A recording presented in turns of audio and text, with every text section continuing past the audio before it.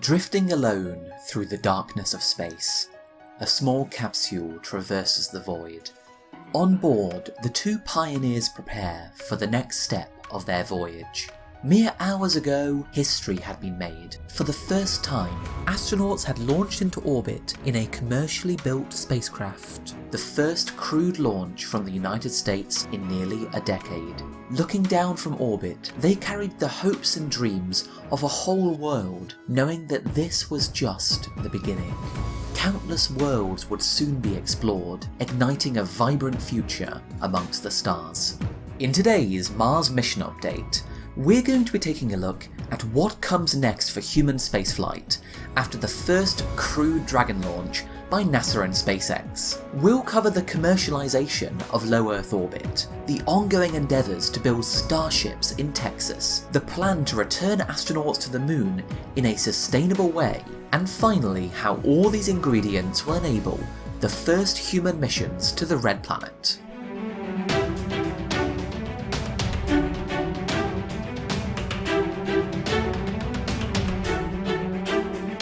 On May 30th, 2020, NASA astronauts Doug Hurley and Bob Behnken were strapped into a SpaceX Dragon capsule atop a Falcon 9 rocket. With their successful launch into orbit, one day later they docked with the International Space Station. But this was not just any routine mission. It was the first launch of astronauts by a private company and the return of human spaceflight to the United States after the retirement of the Space Shuttle back in 2011. This mission, known as Demo 2, marks the culmination of NASA's Commercial Crew program. The central goal of Commercial Crew is to reduce the cost of sending astronauts to space by commercializing low Earth orbit. The idea being that this would free up NASA's resources to focus on missions to deep space. Back in 2012, a similar initiative, the Commercial Cargo or COTS program, saw a commercially built and operated spacecraft, SpaceX's Dragon, begin regular resupply missions to the International Space Station.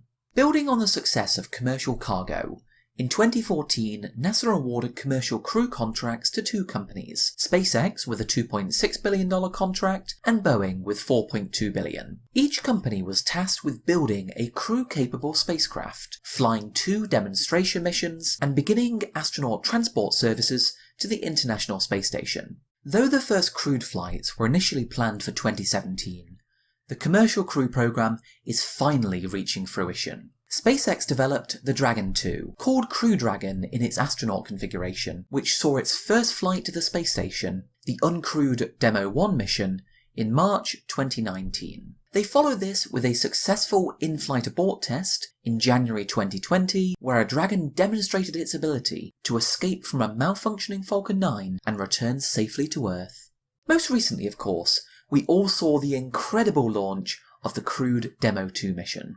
Meanwhile, the other partner in the Commercial Crew program, Boeing, remains around a year away from flying astronauts. Boeing's Starliner capsule conducted its first orbital test flight in December 2019, launching on an Atlas V rocket. Unfortunately, multiple software issues during the mission required it to abandon docking with the space station and instead return to Earth. Boeing are now planning to repeat this with an uncrewed test flight in November, with a crewed demonstration flight following, if all goes well, early next year. So what comes next for the Commercial Crew program?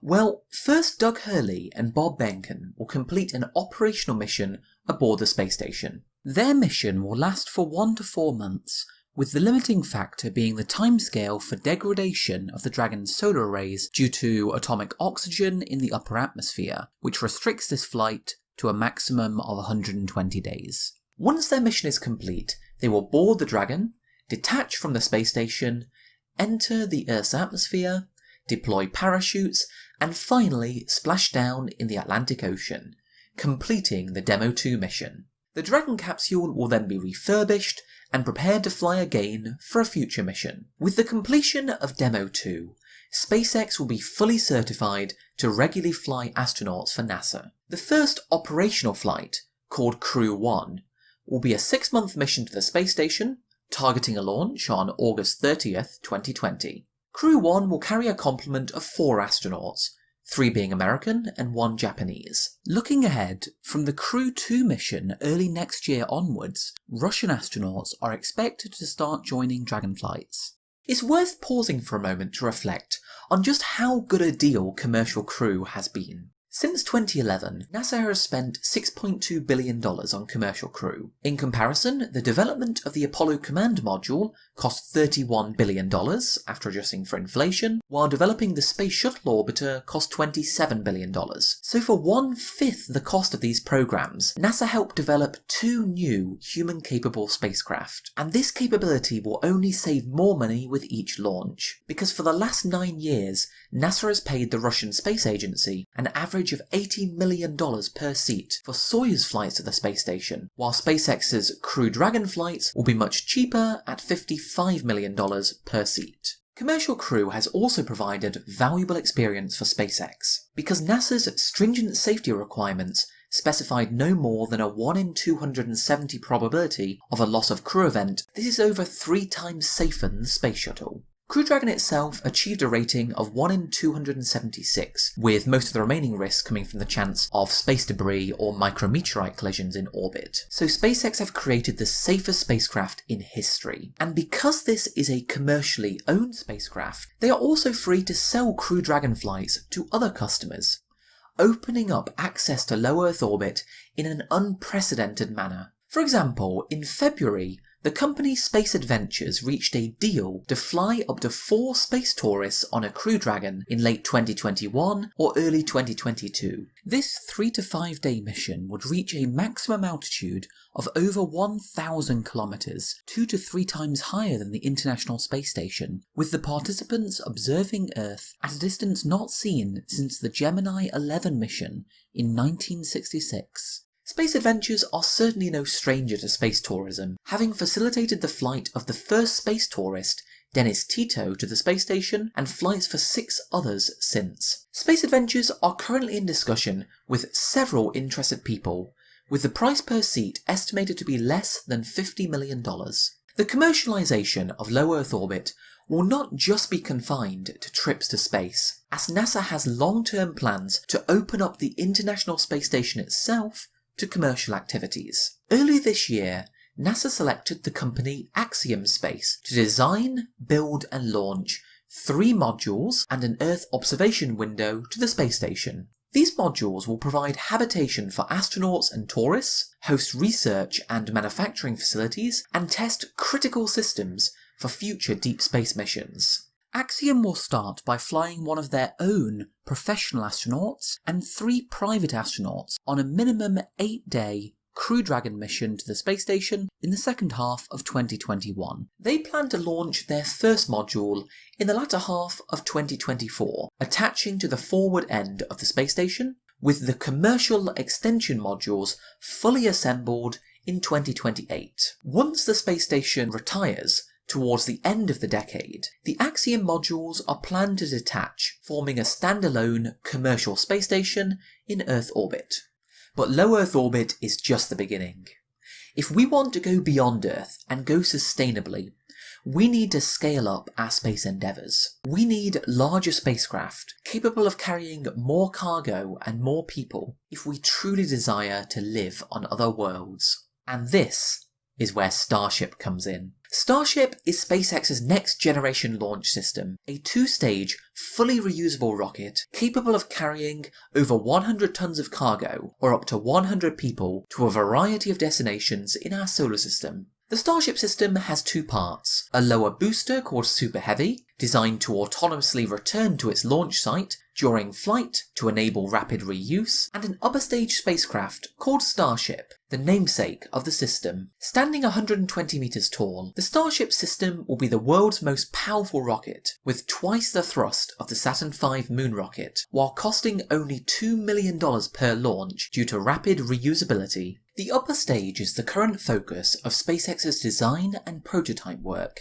As currently envisioned, it will have 2 configurations: cargo and crew. The cargo configuration takes advantage of the large payload volume, 1100 cubic meters, over 7 times that of the Falcon 9, to enable a wide range of mission profiles. Once in orbit, cargo Starship can open its payload fairing like a clamshell, deploying a single payload of up to 9 meters in diameter, or multiple payloads via a rotating deployment mechanism. Cargo starships could also be used as orbital fuel repositories, whereby starships bound for deep space missions can dock to them end to end to refuel before departing on their journey. But one application I'm especially excited by is the prospect of launching large space telescopes. I will be analysing data from the James Webb Space Telescope when it launches next year, in order to examine the composition of exoplanet atmospheres. And while James Webb will be able to probe rocky planet atmospheres, the amount of time required to search for signatures of life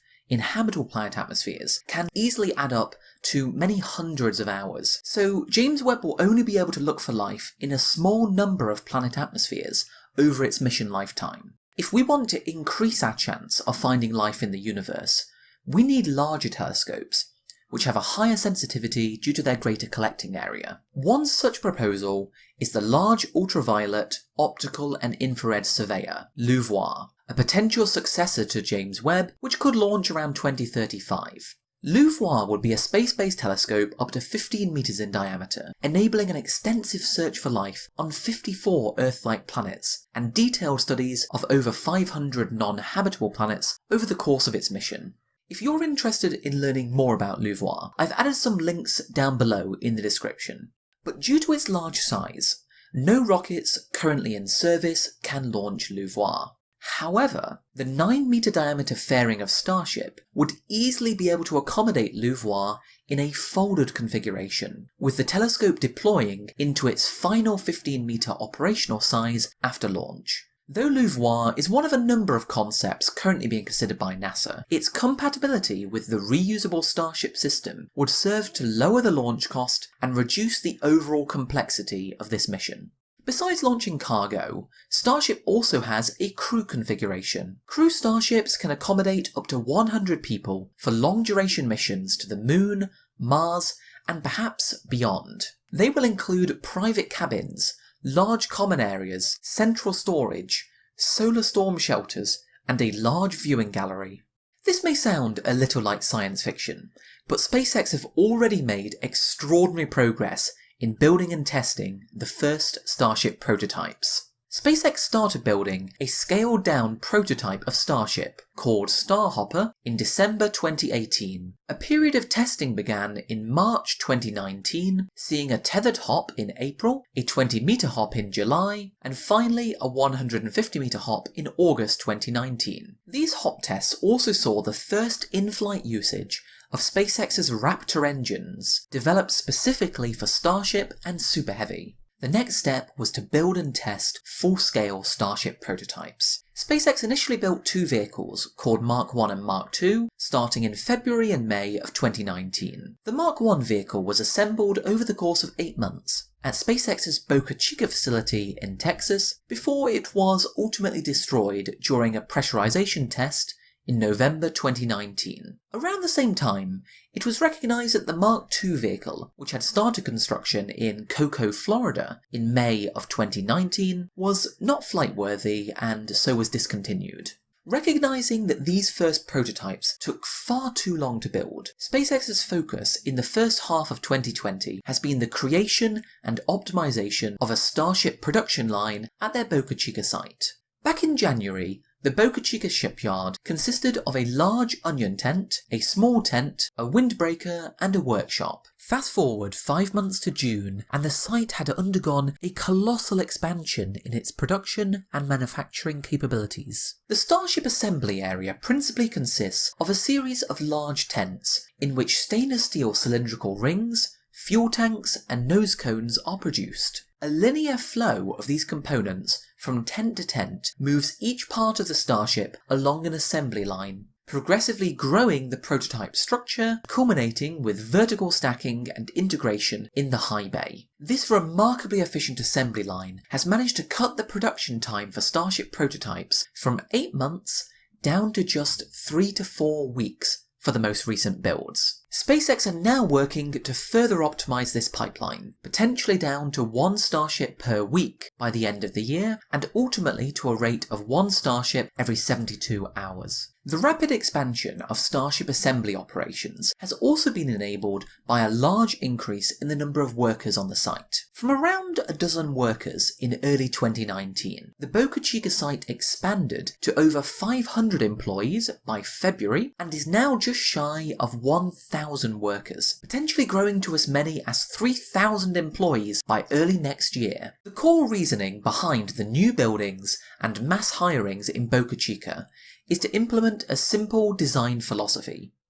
A high production rate enables a high iteration rate. With each new Starship prototype being rapidly assembled, SpaceX can continually improve the design using lessons from those that came before. So once a prototype is complete, the next step is to transport it around 3 kilometers up the road to the Starship launch and landing site, now being used as the Starship testing area. The main constituents of the test site are a stand where Starship prototypes are mounted for tests, a farm of tanks containing liquid nitrogen, liquid methane and liquid oxygen, the old Starhopper prototype, now serving as a mount for cameras and a radar system, also a flare stack to burn excess methane, and finally a launch pad under development from where the combined Starship and Super Heavy rocket will eventually lift off from. Now that we've seen how the Starship assembly line works, let's take a look at the progress the Starship testing program has made so far in 2020.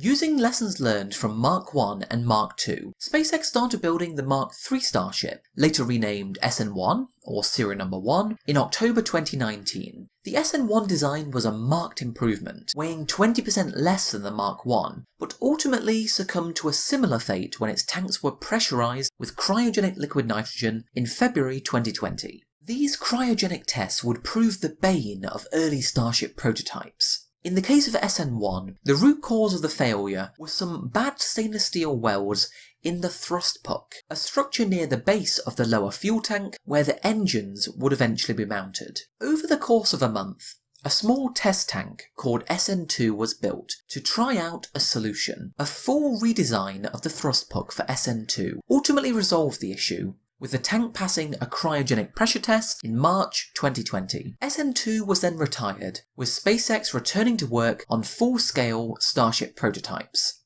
Hopes were high with the construction of SN3 in March, which went to the test stand in April, but alas, the cryogenic curse returned once more, albeit via a different failure mode. While both the lower and upper tanks were being pressurized with liquid nitrogen, a valve inadvertently released pressure from the lower tank, causing SN3 to crumple due to the weight of the pressurized upper tank.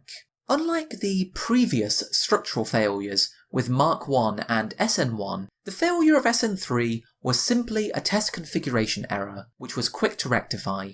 Just 3 weeks after the demise of SN3, in late April, SpaceX began testing their next prototype, SN4. On April 26th, SN4 became the first full-scale Starship prototype to survive the dreaded cryogenic pressure test, having been pressurized to 4.9 bar with liquid nitrogen. The tank pressure required for an operational flight is 6 bar, a target exceeded by a second cryogenic test on May 9th, which reached 7.5 bar. Cryogenic pressurization is the first of 3 main stages in testing a Starship prototype. The second stage is a series of static fires, whereby a Raptor engine attached to the prototype undergoes a burn while the Starship is fixed in place. Finally, if all goes well with the static fires, the prototype moves to flight tests with ever-increasing altitudes, much like we saw with the Starhopper. SN4 successfully completed its first static fire test on May 5th, becoming the first full-scale Starship to be tested with a Raptor engine. 4 further static fire tests took place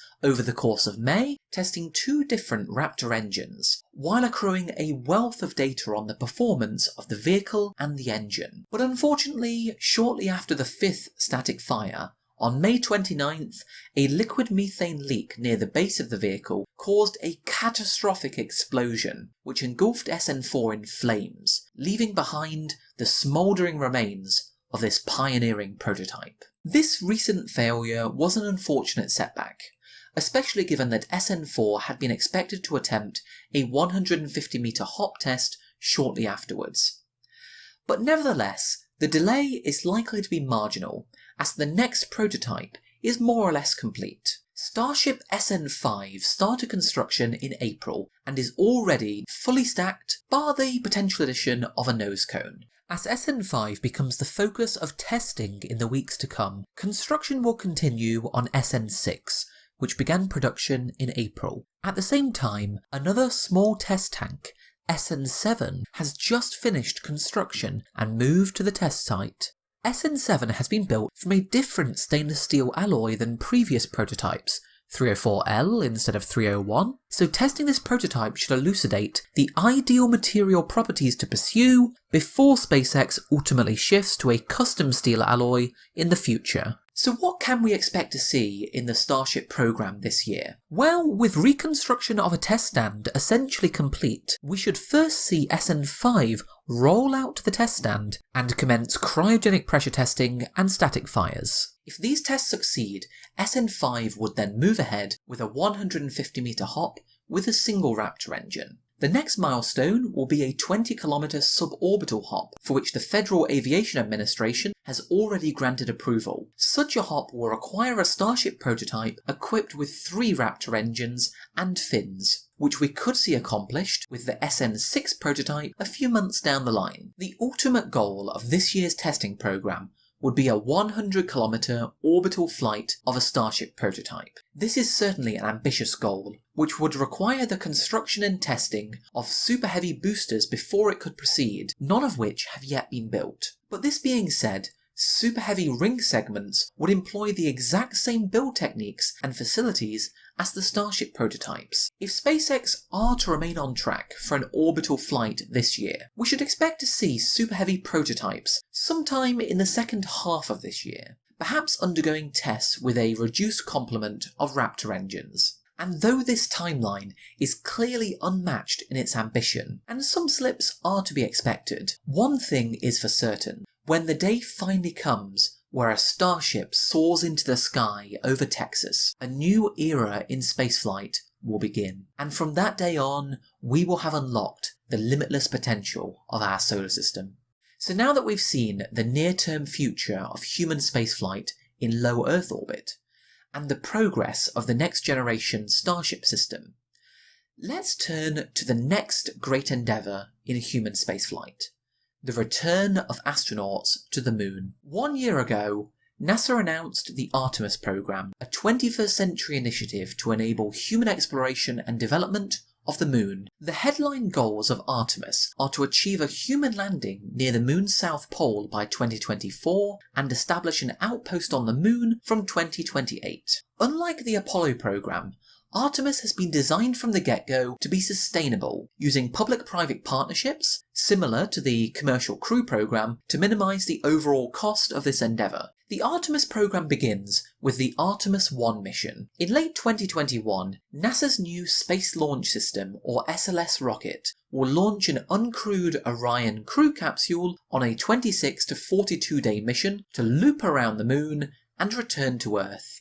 A year later, in late 2022 or early 2023, the Artemis 2 mission will see a crewed flight of Orion on a free return trajectory around the moon. Both Artemis 1 and Artemis 2 will verify the hardware and software of Orion in advance of expanded human operations at the moon. Around the same time as Artemis 1 and 2, from 2021, NASA's Commercial Lunar Payload Services, or CLPS initiative, will start sending robotic missions to the moon. The goal of CLPS is to test landing technology, conduct surface science, scout for lunar resources, and demonstrate in situ resource utilization in preparation for human landings. CLPS follows a similar model to the Commercial Cargo program for the International Space Station, where NASA will contract private companies to launch and land the payloads on the lunar surface. One of the most important early CLPS missions will be Viper, a rover mission which will land in the lunar South Pole region in 2023. Why is this region the focus of the Artemis program? Well, in 2008 and 2009, both India's Chandrayaan-1 mission and NASA's LCROSS mission deployed impactor probes in the South Polar region, with the resulting ejecta indicating millions of tons of water ice must lie in shadow craters near the South Pole. So we know the water ice is there on the moon, but many of its properties remain unknown. The goal of Viper is to measure the depth, purity, and distribution of water ice over a 100-day mission, because to build a sustainable presence on the moon, we will need to understand how to use such ice deposits to produce breathable oxygen, rocket propellant, and perhaps drinkable water. With these early missions complete, the stage will be set for the first human landing on the moon in over 50 years. In 2024, the Artemis 3 mission will see an Orion capsule launch to the moon. In lunar orbit, 2 of the crew members will transfer into a human landing system, detach from Orion, and descend to the lunar surface. Artemis 3 will be a huge milestone for human spaceflight, seeing the first woman walk on the moon and the first human landing in the South Polar region. The 2 astronauts will stay on the surface for 6.5 days and conduct 4 surface excursions of up to 6 hours each, before launching from the surface to redock with Orion and return to Earth. One of the key elements required to accomplish Artemis 3 is the human landing system. In April, NASA announced 3 companies will share nearly $1 billion to design potential human-rated landers over a 10-month period: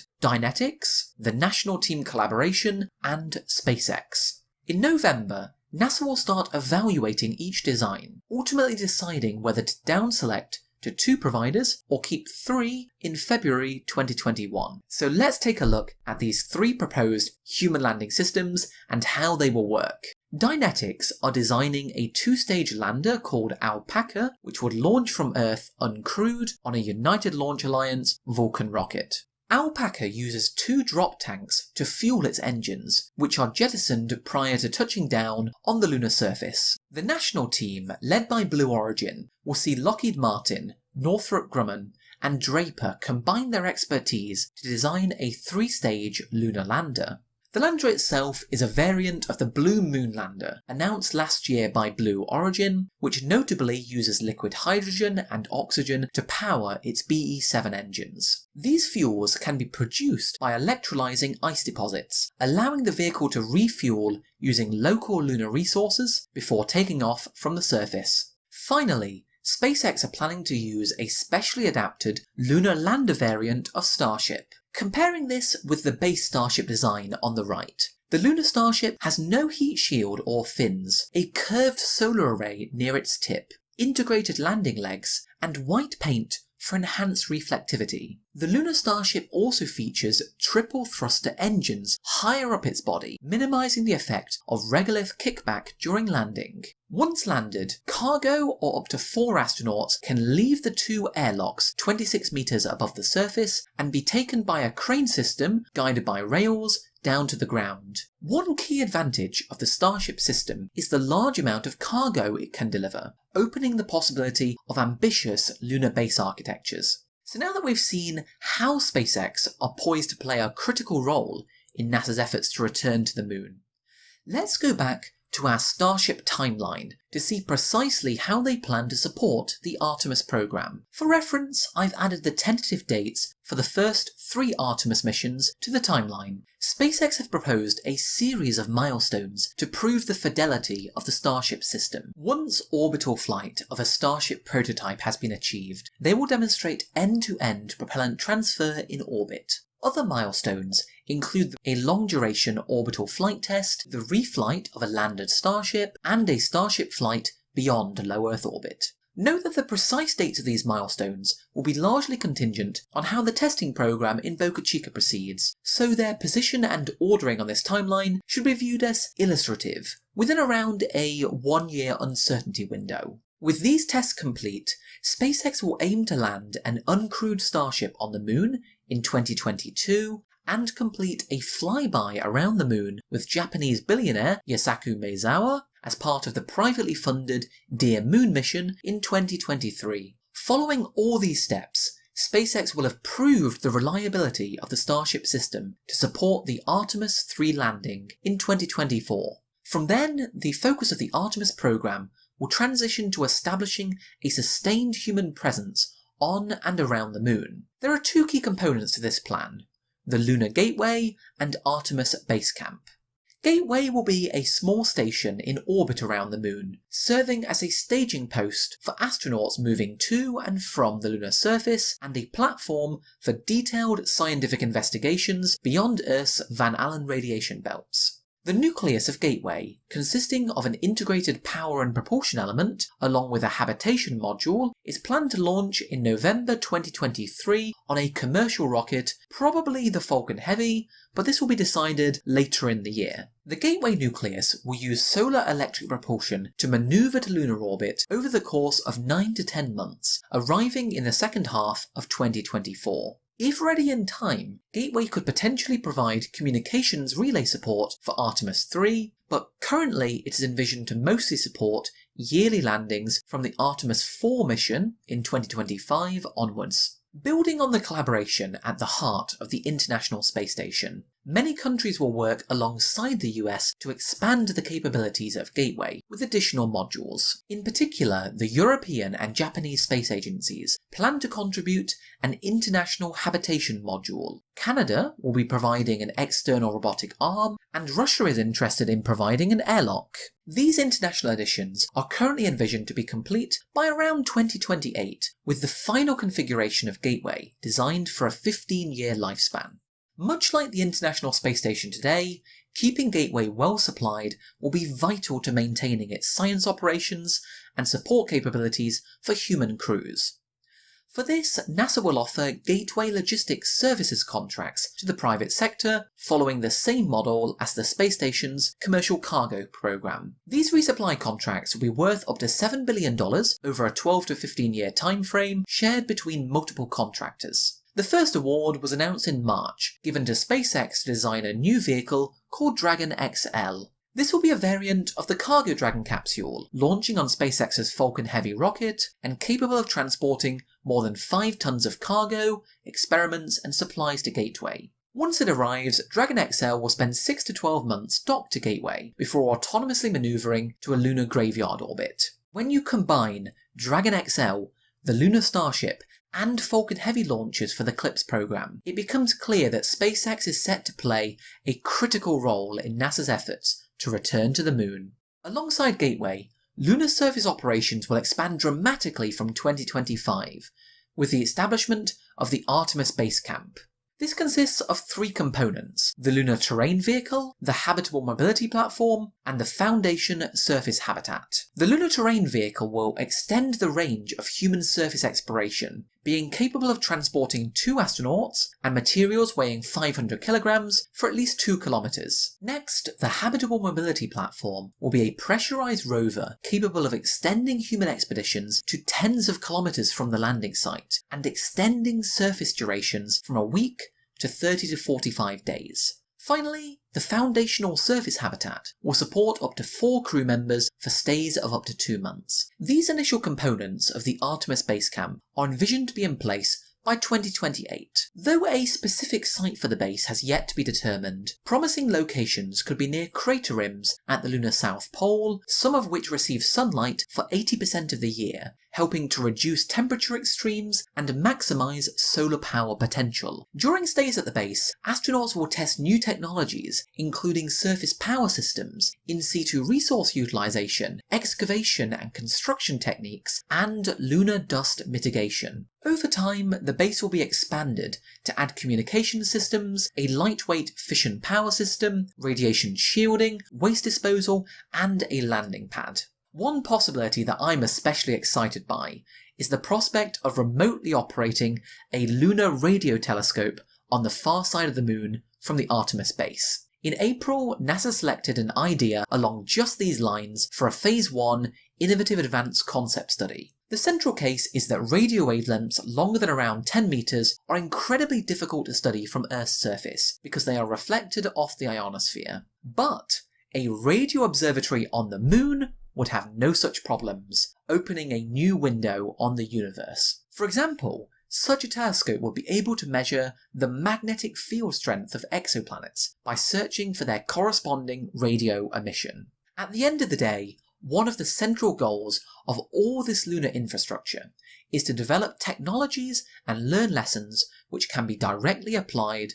to human missions to Mars. One proposal is to add a large inflatable habitat to Gateway to simulate a Mars mission. This would see 4 astronauts spend a few months living in this habitat, simulating the outbound trip to Mars before 2 crew members descend to the lunar surface to visit the base camp for surface operations, after which they would return to the Gateway and spend another few months in the inflatable habitat to simulate the return to Earth. So now that we've seen the future of human spaceflight in low Earth orbit, the development of the Starship vehicle, and the plans to sustainably return to the Moon, let's finally take a look at how all these will come together to enable human missions to Mars. If we want to land the first people on Mars within this decade, the only vehicle which will have the necessary capabilities and be ready on time will be SpaceX's Starship system. Indeed, the founding principle behind the Starship project was to enable a self-sufficient society on Mars. SpaceX's Mars mission architecture follows a series of 6 steps. We've already seen the process of launching a Starship into orbit and landing the Super Heavy booster along with on-orbit refueling. For a Mars mission, with a surface payload of up to 100 tons, as many as 4 tanker starships will be involved in refueling operations, after which the Starship or group of starships depart on a multi-month transfer to Mars. On arrival, the Starship plummets into the Martian atmosphere, orienting itself to maximise its surface area and increase drag. The heat from this supersonic entry is absorbed by the hexagonal heat shield tiles on the underside of the vehicle. After surviving atmospheric entry, the Starship falls like a skydiver, with the wings and fins helping control the descent. Finally, it reorients itself vertically and ignites its Raptor engines to arrive at the landing site. The target landing site will most likely be Arcadia Planitia, as discussed in detail in my October Mars mission update last year. Once landed, each Starship can connect to a propellant plant which produces the liquid methane and liquid oxygen fuel for the Raptor engines from ice deposits and carbon dioxide from the Martian atmosphere. This enables Starships to readily return to Earth once refueled. To chart a course for the first human Mars missions, let's go back to our Starship timeline and add the Earth-Mars launch windows which occur every 26 months. The first goal will be to send 2 uncrewed cargo starships to Mars, aiming to confirm water ice resources, identify hazards, and place basic infrastructure including power, mining, and life support systems. Starship's large payload capacity has clear advantages over any other system currently in development for such a mission, as it increases redundancy by allowing multiple instances of vital hardware to be brought along and allows for large-scale future expansion to be planned from the very first mission. SpaceX has been targeting 2022 for this cargo opportunity for many years now, but given this is only 2 years away, and SpaceX may want to apply lessons from their lunar Starship missions, I've added a 5-year uncertainty window to the timeline to cover the possibility of slips by 2 launch windows. If all goes well with the cargo mission, it will be followed in the next launch window by the first human mission to Mars. This would see 2 crew starships, each carrying 20 to 50 people, and 2 cargo starships land in separated locations within a few kilometers of each other. This suggests that a heavy cargo and crew transportation rover will need to be developed, perhaps similar to the habitable mobility platform envisioned for the Artemis base camp. The priority of this mission will be to make operational a propellant production plant to refuel the starships. The crewed mission will also focus on establishing the infrastructure of Mars Base Alpha, including habitats, radiation shelters, greenhouses, and landing pads. The plan is for the first 5 starships to stay on Mars indefinitely, providing initial habitation space, though the capability to return to Earth with a starship will be available. Given that the initial crews will likely need to reside on Mars for at least 26 months, self-sufficiency will be absolutely crucial. The base will need to be able to extract over 1 ton of ice per day to produce drinkable water and air for the base, with this ice needing to be both accessible and amenable to purification. This is another key area where in-situ resource utilization experiments on CLIPS and Artemis missions can provide valuable input for Mars Base Alpha's design. Self-sufficiency will also require the extraction and processing of minerals and metals, such that structural materials can be created for base repair and expansion. Back on Earth, during the build-up to each subsequent launch window, many additional starships will be launched into orbit. If we want to create a civilization on Mars, as many as 3 starships per day will need to be launched, assembling a fleet of 1,000 starships over the course of a year. The fleet will depart over a 30-day period when the launch window arrives, carrying tens of thousands of people to the Red Planet. The ultimate goal of this ambitious endeavour is to create a city on Mars with 1 million people by as soon as 2050. Designing such a city is one area where considerable work remains to be done. But one organisation that has been trying to fill the gap here is the Mars Society. In 2018, they announced a competition to design a 1,000-person Mars colony. The 100 entries contain some truly innovative designs, with the 22 most promising submissions recently published as a book. Right now, the Mars Society are running a second competition, this time to design a 1 million-person Martian city-state. Anyone in the world is welcome to submit a design before the end of June. So if you have an idea and you're interested, I'll post a link to the competition down below. Well, that brings us to the end of this Mars mission update. The return of human spaceflight to the US is an incredible achievement, but as we've seen, it is just one step in our journey. A decade of work realised this dream, and I wish all the best to Bob and Doug on their historic mission. Thank you so much for watching, everyone, and please do let me know if you have any questions or comments down below. And never forget that our best days do truly lie ahead of us. Human ingenuity will always carry us through, and it will guide us as we venture out to explore the wonders of our solar system. If you enjoyed this video, you might also enjoy my Mars Bunker series, a collection of live streams exploring all manner of topics surrounding missions to Mars. To make sure you don't miss future videos, hit subscribe and click the notification bell to stay up to date with all the latest developments in our journey to the Red Planet.